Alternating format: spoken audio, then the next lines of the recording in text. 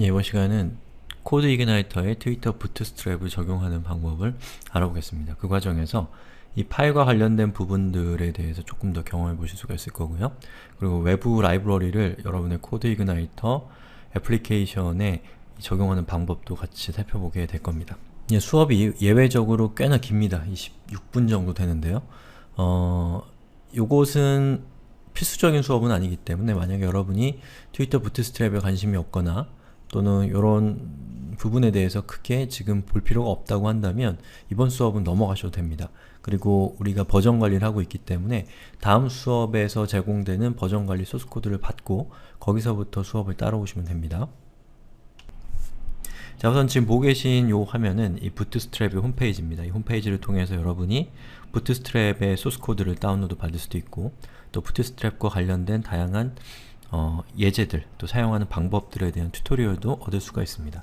그리고 지금 보고 계신 이 페이지 자체가 트위터 부트스트랩으로 만들어졌기 때문에 이것을 보시면 부트스트랩이 어떤 것을 할 수 있는지에 대해서 여러분들이 파악하는 데 도움을 받을 수가 있습니다.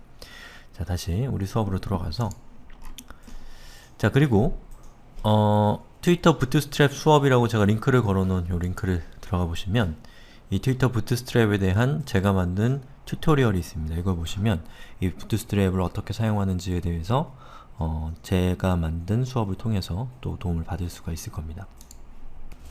자, 우선 제일 먼저 해야 될 것은 트위터 부트스트랩을 다운로드 받는 건데요. 자, 다운로드를 받아서 그 다운로드 받은 파일의 압축을 풀고 그리고 저 같은 경우는 이 static이라고 하는 파일, 그 디렉토리 밑에 lib이라고 하는 디렉토리를 만들었습니다. lib은 보통 라이브러리의 약자죠. 그리고 그 밑에다가 bootstrap이라고 하는 디렉토리로 시작되는 디렉토리가 이런 구조로 만들어지게 여러분이 압축을 풀어주시면 됩니다. 자, 저는 리눅스에서 리눅스 기준으로 설명을 드리겠습니다. 자, 여기 다운로드 부트스트랩이라고 하는 버튼에다 마우스 포인트 올려놓고 오른쪽 클릭해서 링크 주소를 복사합니다. 자, 그리고 쉘로 들어가서 저는 코드 이그나이터를 지금 바따따따 밑에다가 설치를 해놨거든요. 그러면 여기서 저는 이미 static이라고 하는 디렉토리를 생성을 해놨습니다. 자, 이 static이라고 하는 디렉토리를 들어가고요. 그리고 거기에 제가 mkdir로 lib이라는 디렉토리를 만들고 그 안으로 들어갔습니다. 그리고 방금 제가 링크 주소를 복사한 이 트위터 부트스트랩의 URL을 붙여넣기 해서 다운로드를 받겠습니다.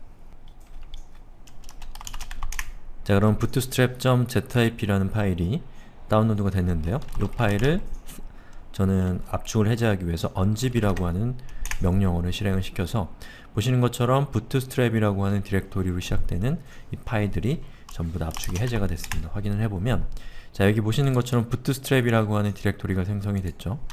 자, 그리고 압축을 해제했으니까 더 이상 이 파일은 필요 없으니까 bootstrap.zip 파일은 삭제를 했습니다.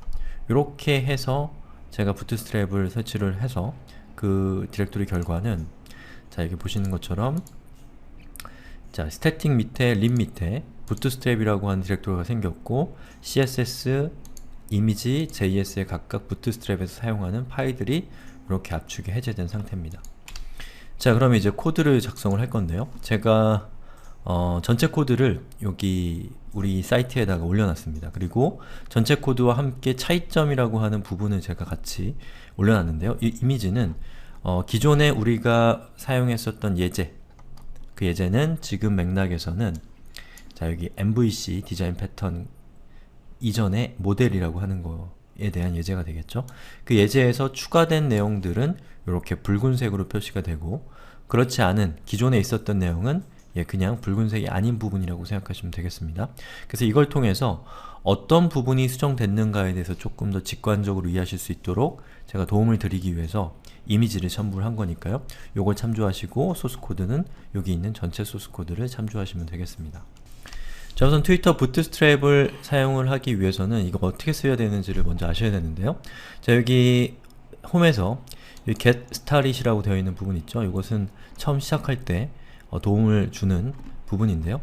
요걸 이렇게 내려가 보시면 자, basic HTML 템플릿이라고 있습니다. 여기 있는 내용은 뭐냐면 HTML 문서는 HTML5 스펙에 맞게 이렇게 독 타입을 선언해라, 이런 내용이고요. 그리고 부트스트랩 템플릿이라고 하는 것을 우리가 실제로 사용을 할 건데, 여기 있는 것을 보면, 자, 메타데이터로 헤더 안에 뷰포트라는 것을 지정을 해서 이 모바일을 지원할 수 있도록 하는 부분이 들어가 있고요. 그리고 헤드에 bootstrap.min.css라고 하는 걸 통해서 이 부트스트랩에 대한 디자인적인 요소들을 적용할 수 있는 코드를 이렇게 삽입해라 라는 뜻입니다. 그리고 이 문서에서 바디가 끝나는 지점에, 바디의 말미에다가 jQuery 코드와 bootstrap min.js라고 하는 것을 include 하는 걸 통해서 부트스트랩이 실제로 동작하는 파일을 페이지에 로드를 해야 된다라는 뜻이죠. 요거를 한번 적용을 해볼게요.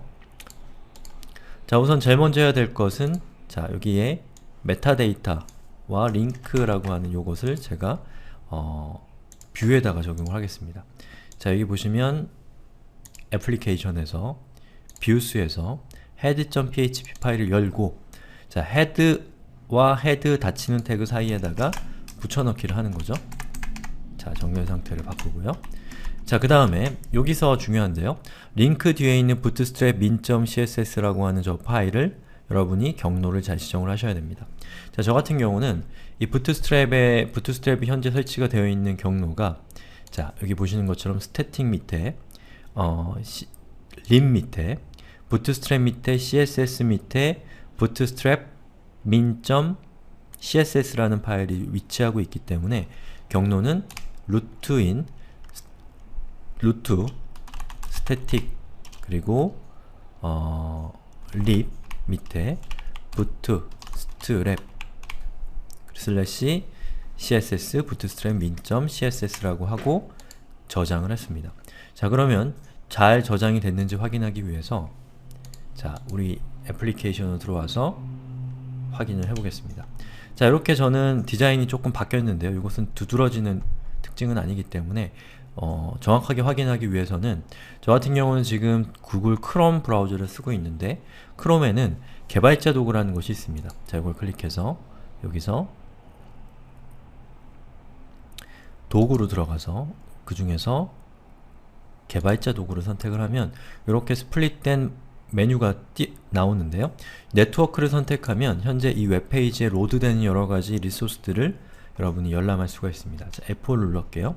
자, 여러분 보시는 것처럼 bootstrap min.css라고 검은색으로 표시되고 있죠. 그 얘기는 뭐냐면 이 파일을 잘 다운로드 받아서 이 웹페이지에 적용했다라는 뜻입니다. 만약에 그 파일이 존재하지 않거나 잘못됐으면 붉은색으로 표시가 될 겁니다. 그럼 붉은색이 나타나면 뭔가 문제가 있다라는 것을 암시하는 것이기 때문에 그것을 해결하시면 됩니다. 그리고 지금 제가 보여드리는 이 구글 크롬의 개발자 도구는 이 생활코딩의 수업이 있습니다. 자, 생활코딩에서 개발자 도구 밑에 보시면 크롬 개발자 도구라는 것이 있는데요. 이걸 보시면 이 크롬 개발자 도구에 대한 자세한 사용법이 나와 있으니까 이걸 참조하시면 되겠습니다. 자, 이렇게 해서 제가 이 CSS를 삽입을 했는데 CSS만 삽입해서는 안되고 요 밑에 있는 것도 같이 적용을 해줘야 됩니다. 자, 바디의 말미에다가 이 두 개의 스크립트 코드를 삽입해라 라는 뜻이죠. 자, 그러면 저는 바디의 말미에 해당되는 부분은 애플리케이션 밑에 views 밑에 footer.php라고 하는 파일이죠. 그게 바디가 끝나는 지점을 가지고 있는 내용이니까요. 자, 그럼 이것을 붙여넣기를 합니다. 자, 그럼 첫 번째 있는 요것은 jQuery라고 하는 자바스크립트 라이브러리를 로드하기 위한 자바스크립트 코드인데요. 저거는 풀 URL이 적혀있기 때문에 여러분이 신경 쓸 필요가 없이 그냥 저렇게만 해주시면 됩니다. 그리고 부트스트랩은 기본적으로 jQuery 기반에서 만들어진 라이브러리이기 때문에 jQuery를 꼭 미리 로드를 해놔야 됩니다. 자, 그 다음에 여기 있는 이 부분은 우리가 경로를 수정을 해야죠. 자, static bootstrap 자, 슬래시 자, 그 앞에 lib이 빠졌네요. 자, 이렇게 하고 잘 로드가 되는지 확인을 해볼게요. 자, 로드했을 때 보시는 것처럼 bootstrap.min.js라고 하는 파일이 스테이터스가 200으로 떴고 검은색으로 표시가 됐기 때문에 잘 로드가 됐다라는 뜻입니다. 이렇게 했더니 약간의 디자인상의 변화가 있긴 하지만 뭔가 부트스트랩을 사용하는 이 장점이 느껴지진 않죠. 몇 가지 조금만 더 제가 수정을 해보겠습니다. 자, 우리 수업은 코드 이그나이터 수업이기 때문에 부트스트랩에 대해서는 간단하게 설명을 드릴 겁니다. 우리한테 중요한 것은 이 외부 라이브러리를 사용하는 방법, 또 스태틱한 파일을 여러분이 핸들링하는 방법에 대해서 이해하는 것이 중요하기 때문에 거기에 초점을 맞추시면 되겠습니다. 자, 부트스트랩에서 레이아웃을 짜기 위해서는 컨테이너라는 것을 사용을 하면 됩니다. 자, 매뉴얼에서 스카폴딩 밑에 보시면 레이아웃라고 하는 것이 있는데요. 이걸 클릭해보면 자, 플로이드 레이아웃이라고 되어 있죠. 그리고 이 플로이드 레이아웃을 보시면 2단으로 이 애플리케이션의 디자인, 레이아웃을 구성할 수 있는 방법에 대해서 나와 있는데요. 밑에 있는 코드가 바로 요 2단 레이아웃을 작성하기 위한 샘플 코드입니다.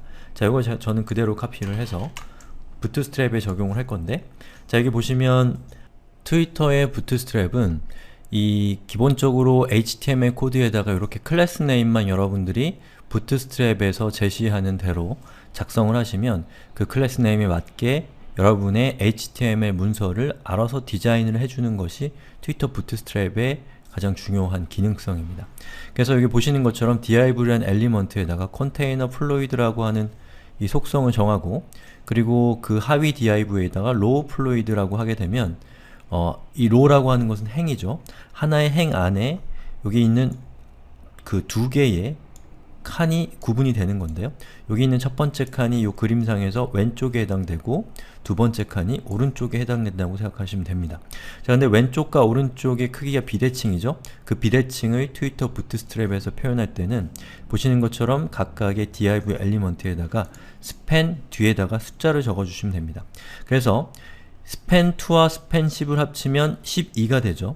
그러면 요 전체 크기가 12라고 했을 때, 자, 첫 번째 나오는 div 엘리먼트는 두 칸을, 12칸 중에 두 칸, 12분의 2만큼의 부피를 차지하는 것이고, 자, 그리고 span 10이라고 되어 있는 두 번째 엘리먼트는 12분의 10이니까 12분의 10만큼의 부피를 차지하게 되는 겁니다.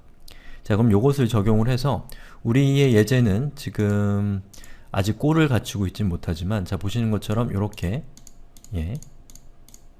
토픽을 클릭하면 그 토픽에 대한 내용이 오른쪽에 이렇게 표시되는 형태의 서비스잖아요. 요것은 2단으로 구성하기에 아주 좋은 형태의 정보 구조를 가지고 있습니다. 그럼 여기에 딱 들어맞겠죠? 그럼 요것을 제가 적용을 하겠습니다. 자, 여기 있는 내용을 그대로 카피 전체를 해서 어디에다 먼저 적용을 할 거냐면 여기 있는 내용을 어떤 특정한 파일에다가 다 집어넣지는 않을 거고요. 필요한 부분마다 조각조각 파일로 쪼개서 반영을 할 겁니다. 자, 그래서 요 span2에 들어갈 것과 span10이라고 하는 요 두 개의 엘리먼트에 들어갈, 그림으로 치면 이 부분과 이 부분에 들어갈 녀석들은, 자, 여기 코드로 다시 들어와서 뷰 안에 보면 main.php라는 것이 있고, 그리고 get.php라는 것이 있죠. 바로 main과 get이라고 하는 부분은 우리 예제상으로 봤을 때, 자, 요 밑에 있는 이 영역, 이 영역에 해당되는 부분이 main과 get.php의 포지션이라고 할 수가 있는데요. 요 부분은 이 부트스트랩 상에서는 이 부분에 해당되기 때문에 바로 span10이라고 하는 것 안에 들어간다고 생각하시면 되겠고요. 그리고 요 위쪽에 있는 이 부분 있죠. 토픽의 리스트를 표시하는 부분은, 자, 다시 소스 코드로 들어갈게요. 너무 왔다 갔다 해서 여러분 머리가 아프실 것 같긴 한데, 자, topic_list.php라는 파일 안에 바로 저 사이드바, 토픽 리스트를 출력하는 놈이 담겨져 있잖아요. 바로 이 부분이 이 트위터 부트스트랩 상에서는 왼쪽에 들어가고, 코드상으로는 바로 이 부분에 감싸지게 되는 거죠. 자, 그럼 전 요것을 카피해서 먼저 topic_list에다가 적용을 해보겠습니다. 자, 저거를 카피해서 지금 저는 topic_list.php라는 파일을 열었어요. 자, 그리고 div, 그 다음에 여기 있는 내용은 들여쓰기를 하기 위해서 이렇게 한 다음에 저장을 한 거죠. 자, 이렇게 하면, 자, 여기 topic list라고 하는 놈은 바로 그 div span2라는 것을 감싸게 2 안에 들어가게 되는 거죠. 자, 그 다음에 span10에 들어가야 될 것들에게 한번 적용을 해보면, 자, 우선 get.php가 있을 겁니다. 자, get.php에 아티클 바깥쪽에다가, 자, 보시는 것처럼 div 엘리먼트를 적용을 했습니다. 자, 이렇게 적용을 하면 어떻게 코드가 되는지 한번 볼까요? 자, 이렇게 됐는데 아직 완성된 건 아닙니다. 자, 요소 검사를 해보면 자, 보시는 것처럼 바디 밑에 span2와 span10이 있는데 span2 안에는 자, 지금 화면에 강조 표시되는 것처럼 사이드바가 들어갔고요. span10 안에는 아티클이 들어간 것을 볼 수가 있습니다. 자, 그럼 나머지 부분을 또 우리가 적용을 해야겠죠? 나머지 부분은 여기 있는 로우 플로이드와 컨테이너 플로이드라고 하는 건데요. 요것을 저는 카피해서 이 두 개의 파일에서 공통적으로 사용되는 헤더와 푸터에다가 각각 분할해서 저장을 하겠습니다. 그래서 이 부분은 모든 파일에서 사용을 하는 영역이면서 코드상의 위쪽에서 나타나는 거기 때문에 head.php에 담고요. 여기 있는 요 지금 가리킨 이 태그들이 닫히는 태그, 즉 밑에 있는 두 개의 닫히는 div는 아래쪽에 등장하는 공통 요소이기 때문에 footer.php에다가 담겠습니다. 자, 이거 카피해서 자, head.php에다가 방금 제가 카피한 내용을 이렇게 붙여넣기를 했고요. 자, 그 다음에 요 밑에 있는 두 개의 div를 카피해서 이번에는 footer.php에다가 적용을 하겠습니다.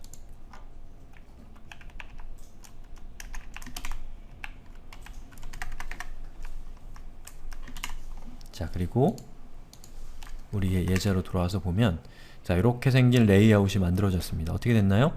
자, 사이드바와 오른쪽에 있는 아티클 부분이 각각 2단으로 1단, 2단에서 2단으로 표시가 되는 형태의 웹 애플리케이션이 만들어진 거죠. 그리고 여기에 있는 요 코드상에서 자, span10이라고 하는 것과 span2라고 하는 요 뒤에 있는 숫자로 인해서 사이드바는 12등분을 전체를 12등분을 했을 때 두 칸만큼의 크기를 차지하고 아티클 부분은 12등분해서 10칸만큼의 그 넓이를 차지하는 그런 모습을 갖추게 된 겁니다. 자, 그리고 조금 부가적인 얘기지만 트위터 부트스트랩은 반응형 디자인이라고 하는 이 최신 트렌드를 반영한 디자인 프레임워크이라고 말씀을 드렸죠. 자, 반응형 디자인이라고 하는 것은 무엇이냐면 요 유저 에이전트, 즉 이 웹페이지를 표시하고 있는 이 애플리케이션의 또는 디바이스의 넓이에 따라서 이 안에 있는 컨텐츠가 자동으로 반응해서 가장 최적화된 모습을 갖게 된다라는 뜻입니다. 자, 위쪽에 있는 여기 있는 요 메뉴를 한번 보시죠. 요 메뉴를 제가 이렇게 줄이면 자, 보시는 것처럼 여기서 어떻게 됐나요? 여기 있었던 메뉴들이 사라지고 버튼이 하나 생겼죠. 이 버튼을 클릭하면 아까 수평으로 배치되어 있었던 항목들이 이 버튼의 서브 항목으로 들어간 것을 볼 수가 있죠. 자, 제가 한번 다시 이걸 키워볼게요. 다 위로 올라오죠? 예, 그렇게 되는 겁니다. 자, 그 다음에 요 밑에 보시면 이렇게 컨텐츠가 2단으로 현재 구성이 되어 있는데 요걸 조금 더 줄이면 어떻게 되는지를 한번 보시죠.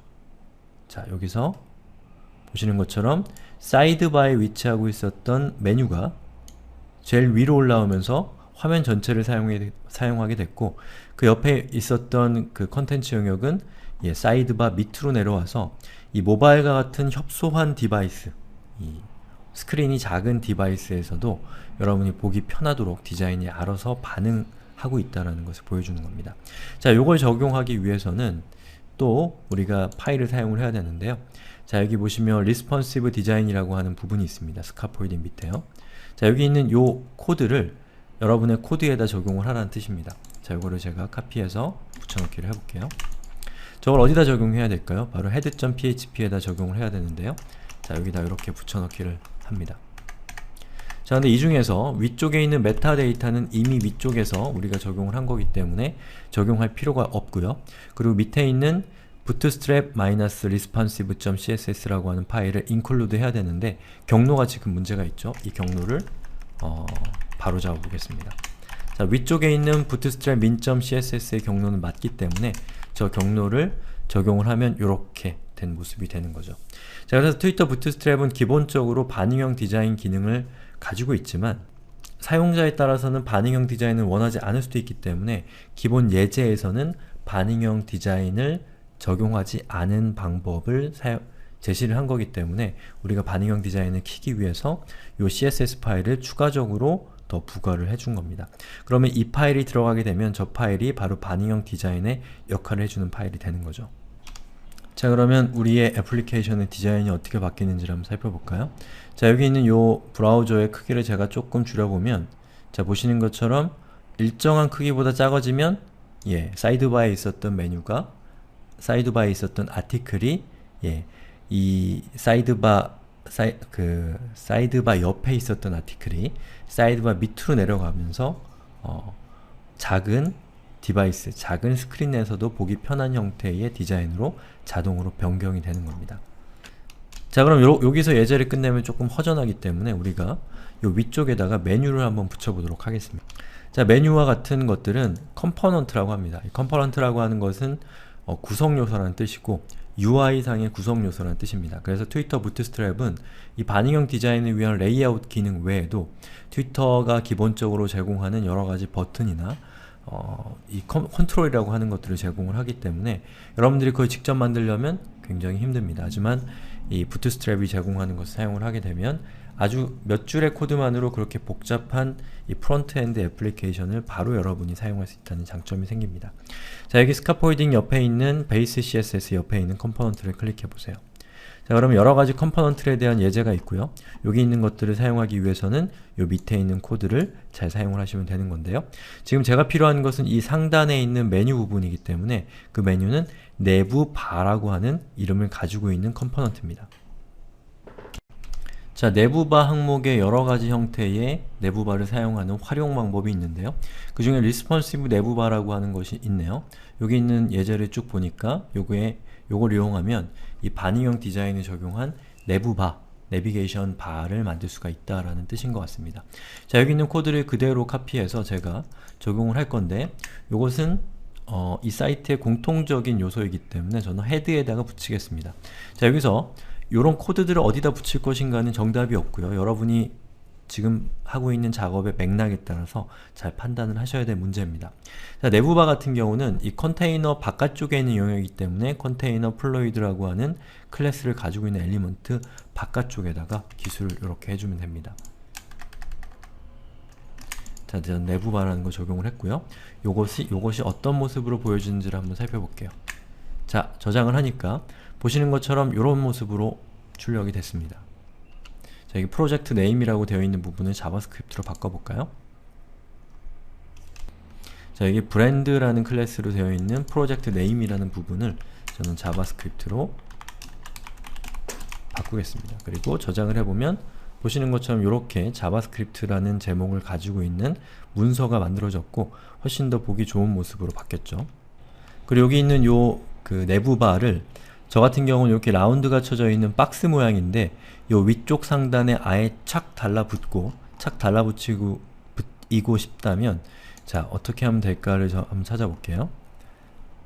자, 여기 보시면 Fixed to 탑이라고 되어 있죠. 즉 탑에다가 내부바 내비게이션을 붙인다라는 뜻입니다.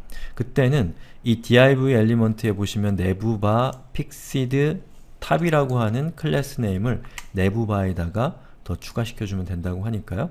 여기 있는 이 내부바에다가 이렇게 붙여넣기를 하고 적용을 해보겠습니다.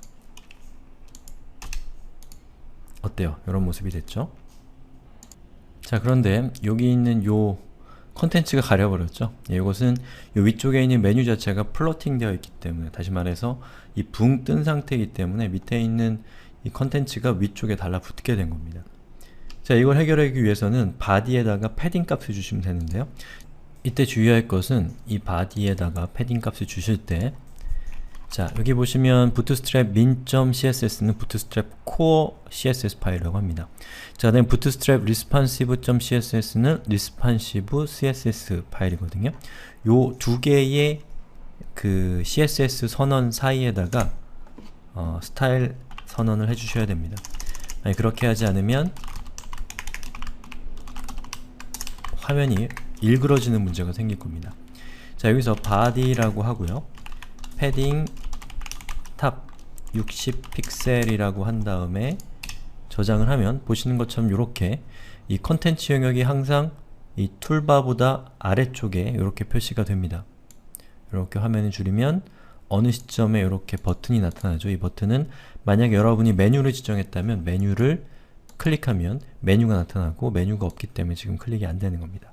이렇게 바뀐다는 거죠. 자, 여기까지 한 김에 사이드바의 디자인도 좀 더 그럴듯한 컴포넌트를 적용을 해봅시다.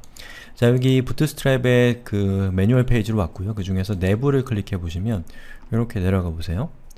그러면 보시면 Stacked Tabs라고 되어 있죠.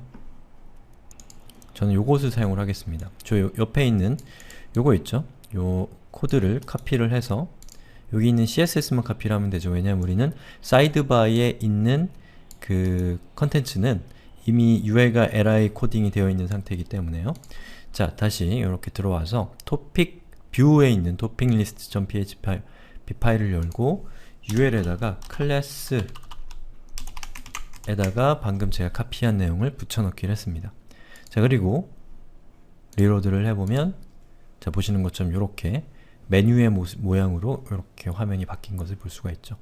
제가 이걸 이렇게 줄이면 어느 시점에서 보시는 것처럼 화면이 전체 화면이 되고 또 다시 커지면 데스크탑에서 보기 편한 형태로 디자인이 반응형으로 자동으로 변경되는 것을 볼 수가 있습니다. 그리고 지금 제가 한 요것은 데스크탑으로 봤을 때는 그렇게 뭐랄까요, 감동이 좀 적은데 여러분의 모바일로 직접 접속을 해서 보신다면 훨씬 더 느낌이 살아날 겁니다.